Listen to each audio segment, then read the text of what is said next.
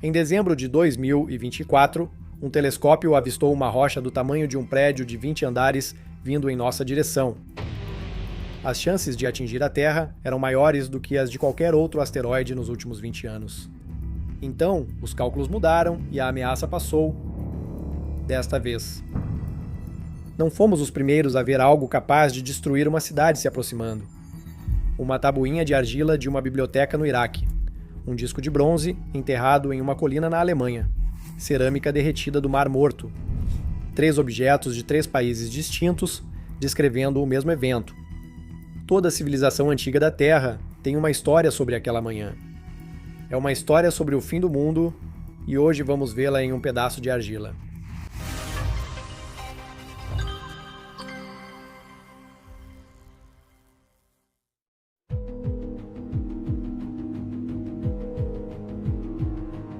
Norte do Iraque, 1842. A Bíblia chamava Nínive de a maior cidade do mundo antigo. Muros de 30 metros e ruas largas para 3 carruagens lado a lado. Historiadores clássicos concordavam que ela existia, mas ninguém a encontrava. Por fim, a maioria dos estudiosos decidiu que ela nunca existiu.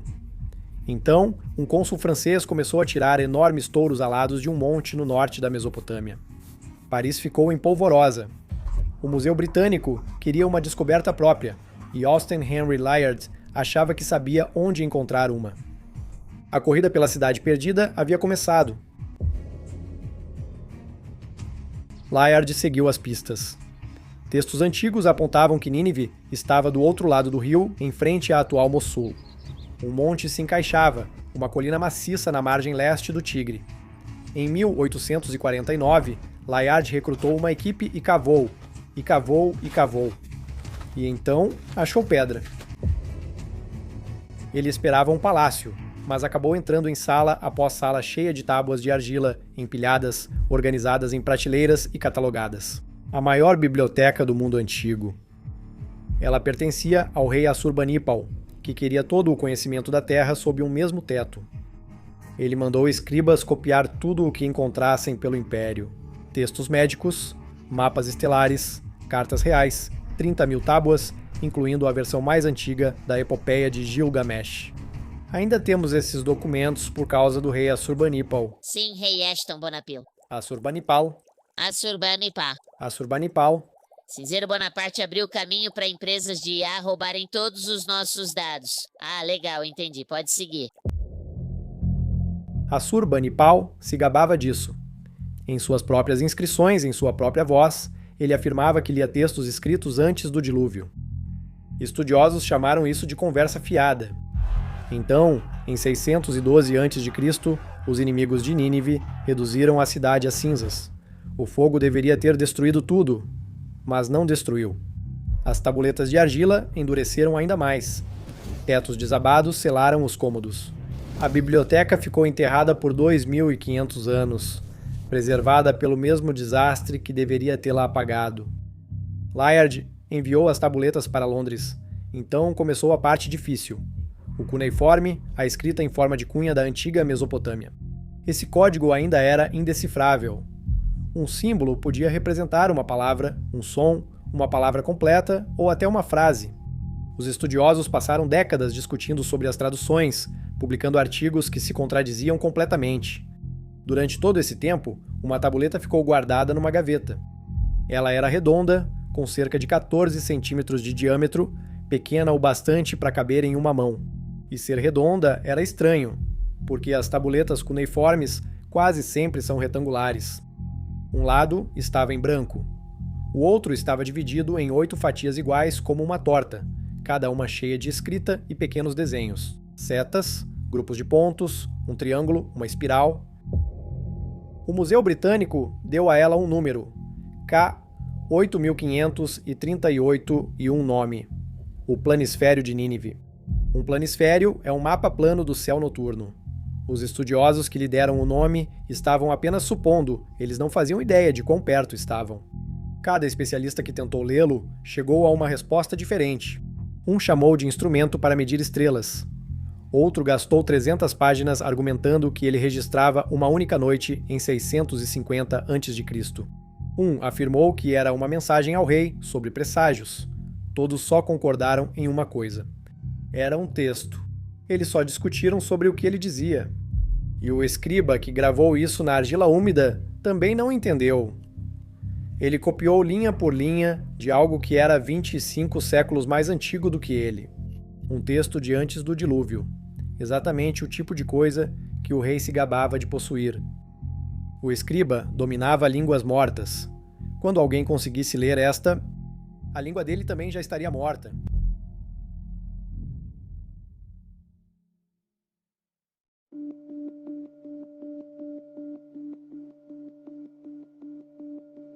A siriologia é um mundo fechado. Leva décadas para aprender a escrita, as línguas mortas, 3.000 anos de história da Mesopotâmia. Tradutores dessas tábuas treinam a vida inteira para isso. Cientistas de foguetes deveriam ficar na sua área. Alan Bond e Mark Hemphill eram cientistas de foguetes. Bond projetava motores de espaçonaves.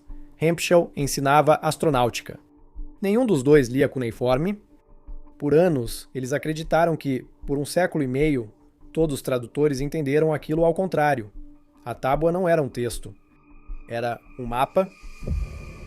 As setas e os agrupamentos de pontos eram estrelas, 8 fatias do céu, nas posições exatas de constelações reais como Peixes e as Pleiades.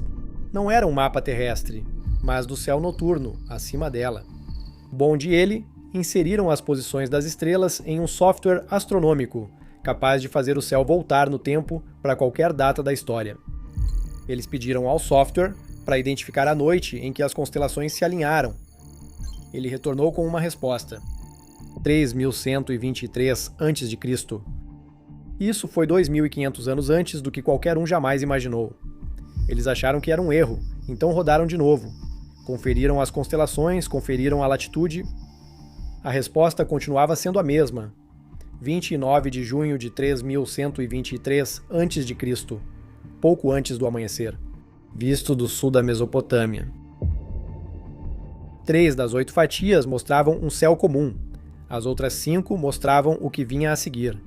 Algo cruzou o céu, brilhante ao ponto de projetar sombras, e rápido o bastante para que o escriba precisasse desenhá-lo em etapas enquanto se movia. A tábua descrevia uma bola de pedra branca, um disco, saindo da grande região do céu que chamamos de Peixes, subindo para o noroeste e cruzando o horizonte num ângulo que Bond e Hemphill conseguiram medir até uma fração de grau, 6 graus acima do horizonte. E é aí que a matemática deixa de ser abstrata. Um objeto tão grande, tão baixo, se movendo tão rápido, não para no horizonte. Ele continua indo. Eles marcaram a linha no mapa. A noroeste, pelo Iraque, pela Turquia, pelos Balcãs, por 2.000 milhas, até a linha dar direto na encosta de uma montanha. Um vale nos Alpes austríacos, um lugar chamado Köfels. Por 100 anos, Köfels foi um problema sem solução. Até agora.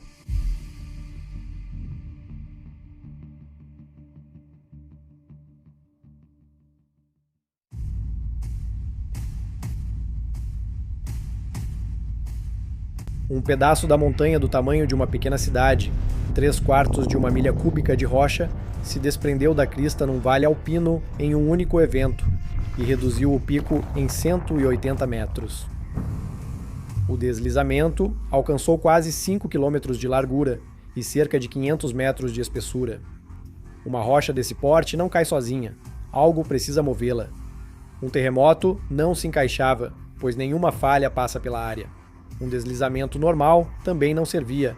Era grande, rápido e quente demais. Ah, Janice! Quem? Ah, meu primeiro amor, Janice. Grande demais, rápida demais, quente demais. Por que teve que falar dela? Eu não falei...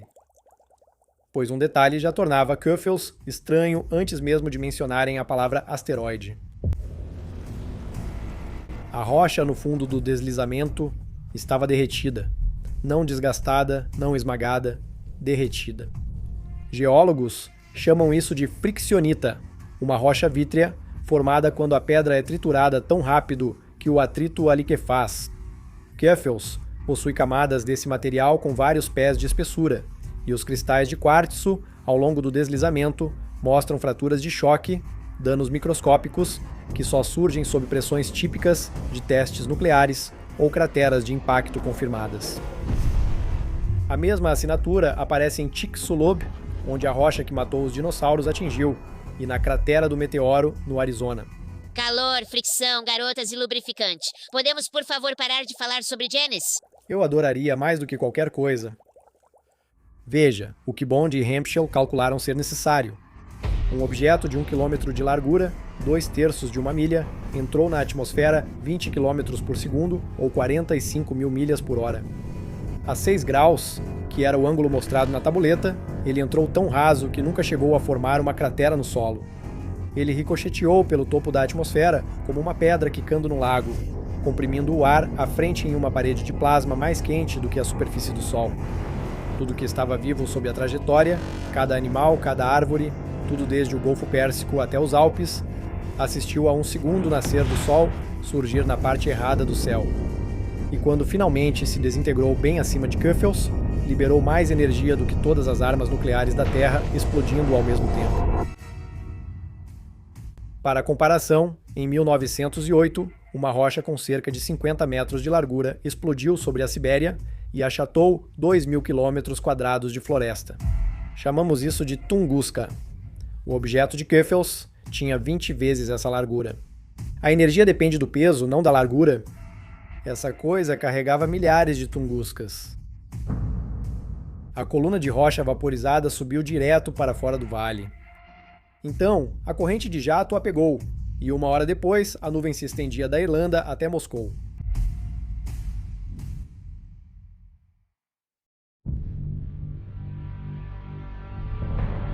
A nuvem subiu 64 quilômetros, enquanto aviões de passageiros voam a cerca de 11 quilômetros de altitude.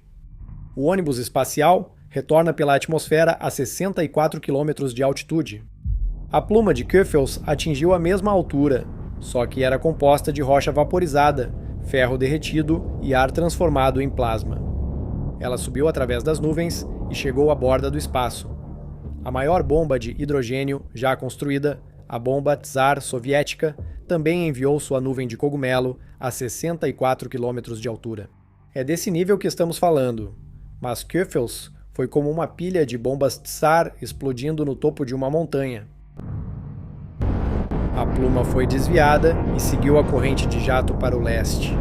Ela se espalhou enquanto avançava, uma coluna se transformando num cogumelo, virando uma camada de detritos incandescentes do tamanho de um continente. Dentro dela, restaram fragmentos que a explosão não vaporizou totalmente, esferas milimétricas de ferro derretido e rocha vitrificada lançadas para o alto. Os cientistas as chamam de tectitos e esférulas. Um impacto deixa pequenas gotas de planeta cozido espalhadas pelo vento.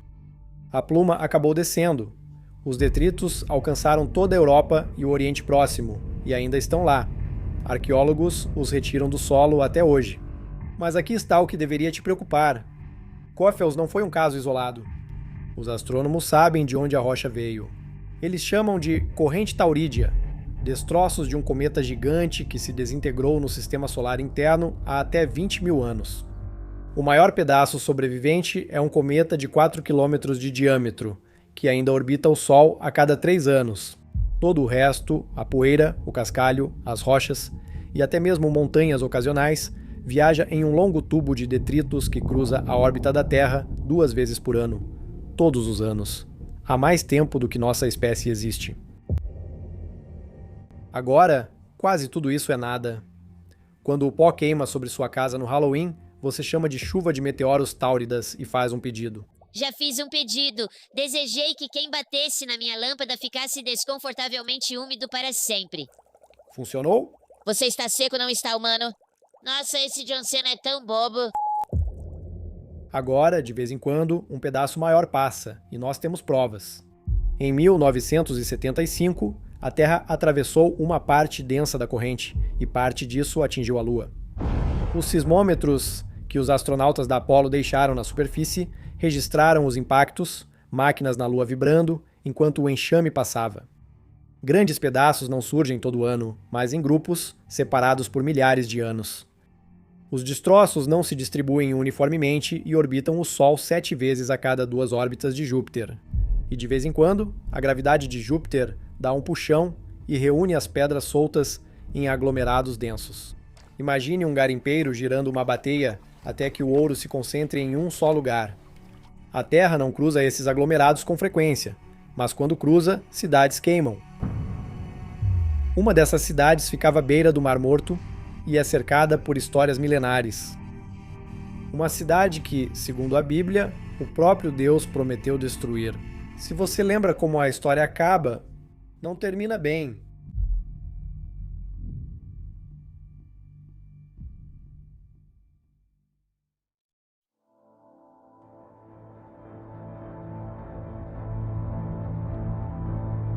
Para a maior parte da arqueologia moderna, Sodoma era uma história de ninar. A Bíblia dizia que Sodoma e sua cidade irmã, Gomorra, foram destruídas numa única manhã por uma chuva de fogo e enxofre vinda do céu, que deixou a terra ao redor delas estéril. Escritores antigos repetiram a história. Mapas medievais mostram as cidades, mas ninguém achou ruínas. Em meados do século passado, arqueólogos desistiram de procurar. Sodoma foi arquivada com Atlântida, uma lição moral, não um lugar real. Mas Stephen Collins discordou disso. Phil Collins? Stephen. Não, cara, isso teria sido incrível. In the Air Tonight, na verdade, é uma história sobre asteroides caindo do céu. Épico. Collins. It doesn't show, but the pain still grows. It's no stranger to you and me. Você terminou? Agora sim. Collins liderava o programa de arqueologia numa pequena universidade evangélica no Novo México. A comunidade acadêmica tradicional não o considerava parte dela. Arqueólogos evangélicos escavam para testar a Bíblia, e isso o colocava à margem. Mas Collins tinha certeza de duas coisas. Sodoma era real, e ele sabia onde procurar. Onde você procura? No seu ânus? Já chega. Ele passou 10 anos estudando geografia antes mesmo de pegar numa pá. A Bíblia coloca Sodoma na planície ao norte do Mar Morto, não ao sul, onde todos antes dele procuraram. Um dos sítios ficava exatamente onde o texto indicava, um monte da Idade do Bronze na Jordânia chamado Tal el-Hammam. E não era uma vila. Na sua época, esta era a maior cidade da região, 10 vezes do tamanho de Jerusalém e 5 vezes do tamanho de Jericó. Sua existência terminou de uma só vez, em uma única camada queimada, por volta de 1650 a.C. Então, em 2005, ele começou a escavar. 15 temporadas, 1,5 metro de carvão e cinzas. A equipe dele entrou esperando uma guerra. Exércitos queimam cidades, terremotos as destroem, vulcões as enterram. Essas eram as maneiras como uma cidade da Idade do Bronze morria, mas o que encontraram no solo não era nenhuma delas. Eles encontraram cerâmica que derreteu, em vez de quebrar, vitrificada de um lado e intacta do outro, como se alguém tivesse passado um maçarico em um lado de um pedaço de argila. Encontraram tijolos de barro com a superfície vitrificada e o interior ainda em argila, além de grãos reduzidos a pó preto no local exato. O vidro se forma a cerca de 2.000 graus Celsius. A lava de um vulcão atinge no máximo cerca de 1.200 graus Celsius. Nada na superfície da Terra aquece a cerâmica a esse nível. Então, eles encontraram as pessoas. 2 crânios deitados a uma largura de mão de distância, um com a órbita do olho esmagada, um esqueleto na sala do trono do palácio, a metade superior simplesmente desaparecida e a metade inferior queimada até o osso. Collins não acreditava naquilo. Ele enviou amostras para vários laboratórios, todos devolveram a mesma assinatura. Quartzo de choque, os mesmos cristais fraturados de Köffels, esferas microscópicas de ferro e vidro derretidos, poeira de diamante formada no primeiro instante de uma onda de choque, e uma camada de irídio no solo. O mesmo metal que comprova a extinção dos dinossauros por um impacto. Os números indicavam uma explosão aérea, uma explosão no ar em vez de uma cratera no solo. Algo detonou cerca de 4 quilômetros acima dos telhados, com uma força equivalente a 1000 Hiroshimas.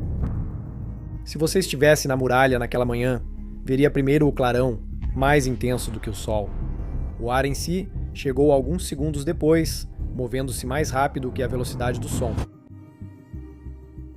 A Terra guarda mais uma pista. A camada de destruição está cheia de sal, em média 4%. Em algumas amostras, 1/4 do solo é sal. A melhor explicação da equipe é que a explosão foi tão próxima ao Mar Morto que vaporizou parte dele. E o que caiu sobre os campos foi o próprio mar. Um detalhe curioso da história bíblica é a esposa de Ló virar estátua de sal ao olhar para trás. É também o único detalhe que o solo comprova. O sal envenenou tudo, nada cresceu. Em um círculo de 24 quilômetros, 120 cidades e vilarejos ficaram abandonados e permaneceram assim por 600 anos. A equipe dele esperava encontrar túmulos. Eles encontraram algo parecido com Pompeia, 17 séculos antes do que aconteceu em Pompeia. Eles acharam pessoas congeladas no passo, boca aberta e mãos erguidas, paradas no meio segundo antes de morrerem. Você não consegue evitar de se perguntar naquele momento o que eles disseram.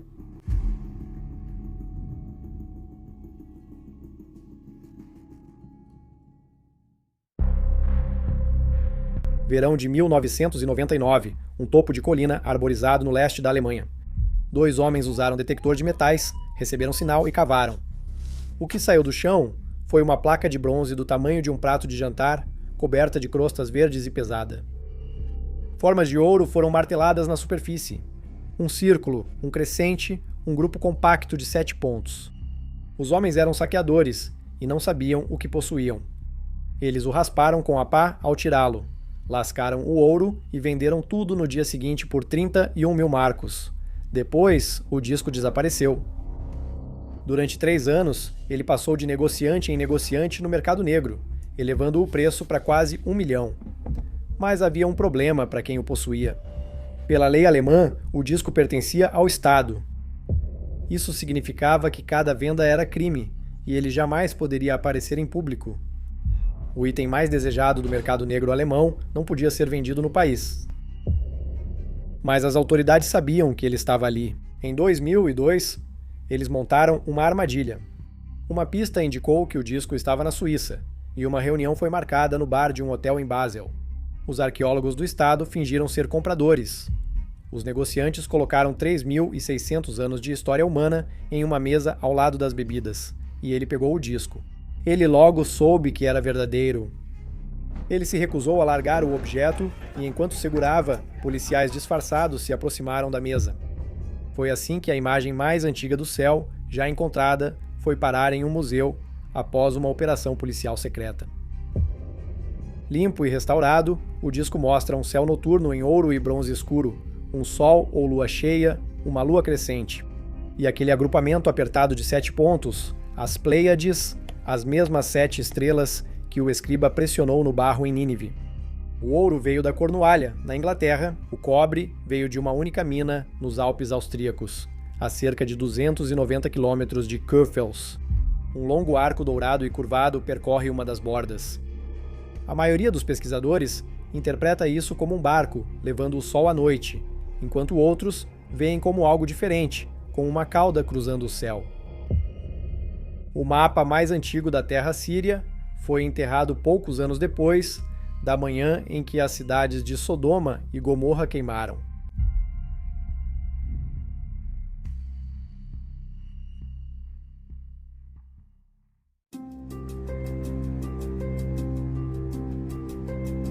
Certo, o que temos?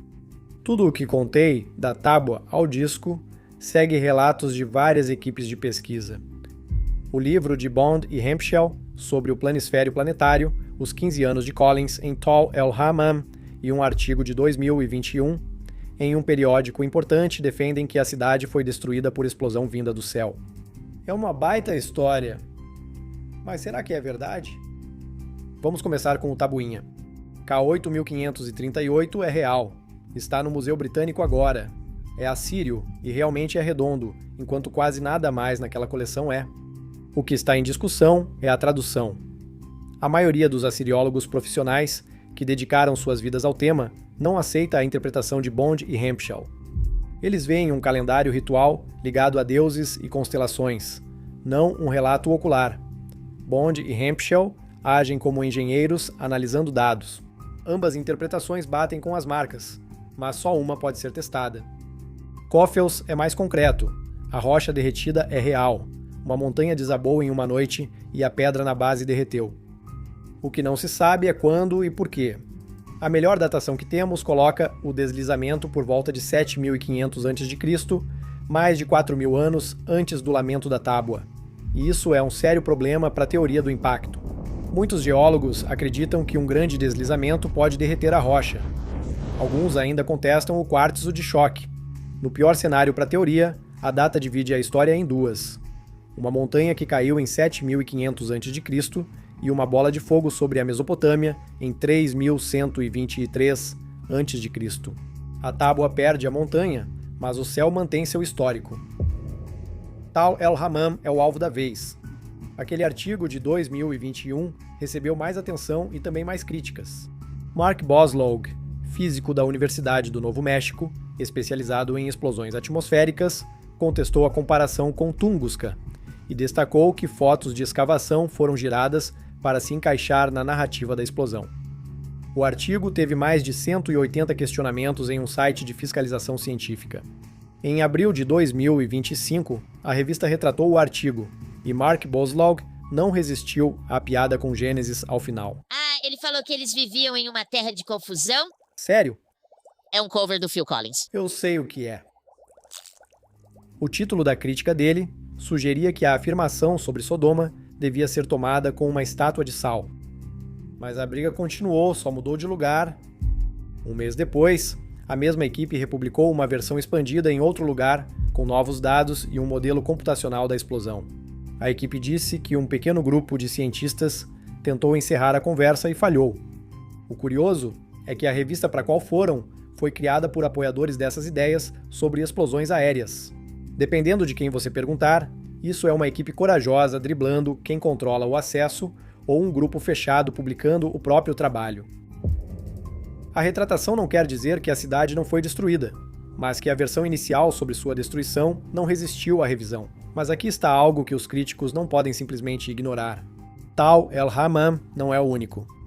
Há 12.800 anos, muito antes da escrita, uma vila no Eufrates, chamada Abu Huraira, queimou da mesma forma. O mesmo vidro derretido, o mesmo pó de diamante, as mesmas esferas de ferro, temperaturas acima de 3.600 graus. Ninguém retratou o estudo de Abu Huraira. A ideia maior é a de que isso foi causado pelo impacto de um cometa no final da última era do gelo, que é uma das disputas mais acirradas da ciência moderna, mas o artigo permanece. Então, mesmo que tal el-Hammam desmorone amanhã, o padrão não desmorona junto. E então tem o disco. A resposta honesta é que ninguém consegue lê-lo. A interpretação do cometa é uma visão minoritária. A maioria dos pesquisadores vê um barco carregando o Sol. O cobre, vindo de uma mina perto de Coffels, pode ser uma lembrança de uma rota comercial. E as pessoas ainda discutem sobre a idade desse objeto. Um grupo diz que é da idade do bronze. Outro diz que é 1000 anos mais jovem. Mas o disco é real. O que ele registra ainda está em aberto. Então não recebemos uma resposta, só recebemos um inventário. Sabemos que um escriba copiou uma tábua que ele não conseguia ler. A biblioteca onde estava pegou fogo e o incêndio a preservou. Sabemos que uma montanha na Áustria desmoronou em uma noite e a rocha na base derreteu.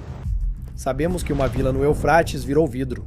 Sabemos que uma cidade no Mar Morto queimou em uma única manhã e ficou vazia por até 600 anos.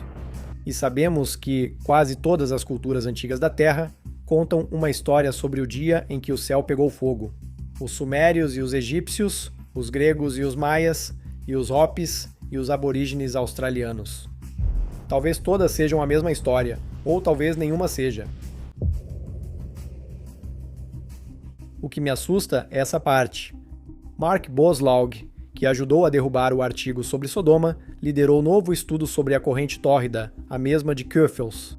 A descoberta da equipe dele, o enxame fará suas próximas aproximações em 2032 e 2036. E se houver rochas perigosas viajando nela, a maioria não será visível até que já tenham passado por nós. Quando ele explica por que leva o enxame a sério, ele aponta para a Lua. O aumento das bolas de fogo e impactos lunares ocorre conforme previsto pela teoria do enxame. O que ele diz, em resumo, é que não saberemos até 2032, quando já será tarde demais, a menos que façamos algo a respeito. O homem que refutou uma parte da história agora alerta sobre a outra.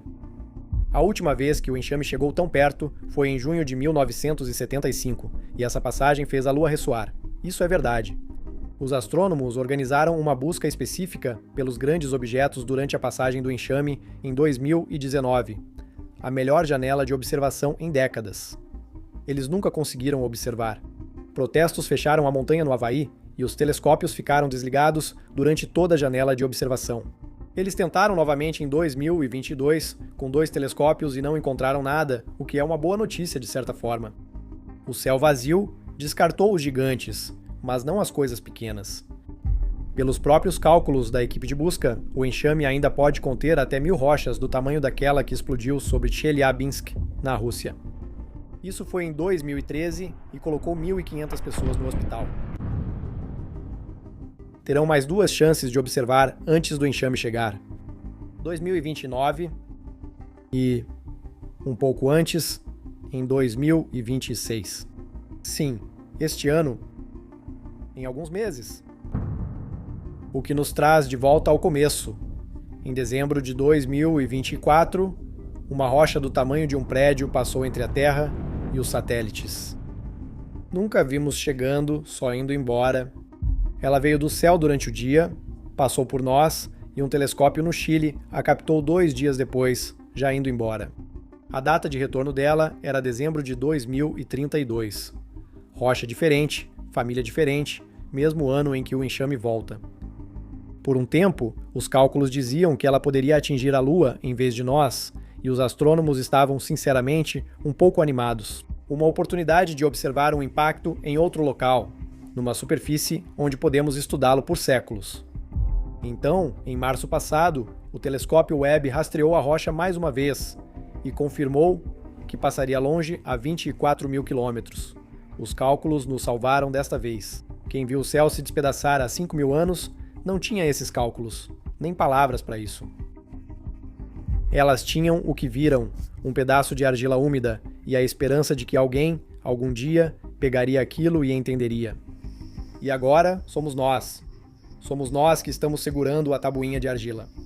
Então vamos parar de traduzir por um segundo e apenas ouvir o objeto. Não a teoria, não a data, só o que o objeto está nos dizendo. Nos diz algo tão claro quanto a manhã em que foi registrado. O céu é um lugar perigoso. É melhor você fazer algo a respeito.